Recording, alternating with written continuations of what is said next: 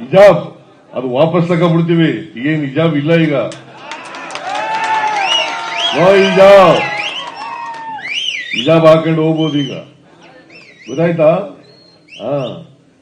ಆದೇಶ ವಾಪಸ್ ತಗೊಳ್ಳಿ ಅಂತ ಹೇಳಿದ್ದೀನಿ ನಾನು. ಈಗ ಡ್ರೆಸ್ ಹಾಕೊಳ್ಳೋದು, ಊಟ ಮಾಡೋದು ನಿಮ್ಗೆ ಸೇರುದ್ದು. ನಾನ್ಯಾಕೆ ನಿನ್ಗೆ ಅಡ್ಡಿಪಡಿಸ್ಲಿ? ನೀ ಯಾವ ಡ್ರೆಸ್ ಹಾಕತ್ತೀಯ ಹಾಕೊಳ್ಳಪ್ಪ, ನೀವು ಯಾವ ಊಟ ಮಾಡ್ತೀಯ ಮಾಡು. ನನಗೆ ಯಾಕೆ?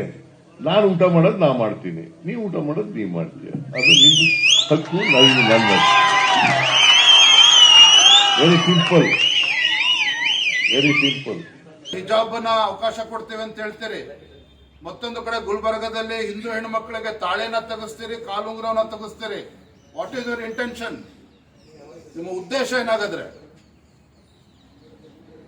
ನಾನು ಮಾನ್ಯ ಮುಖ್ಯಮಂತ್ರಿಗಳಲ್ಲಿ, ಗೌರವಾನ್ವಿತ ಮುಖ್ಯಮಂತ್ರಿಗಳಲ್ಲಿ ನಾನು ಒತ್ತಾಯವನ್ನು ಮಾಡ್ತೇನೆ, ಈ ರೀತಿ ಒಡೆದಾಳುವ ನೀತಿಯನ್ನ ಕೈ ಬಿಡಿ.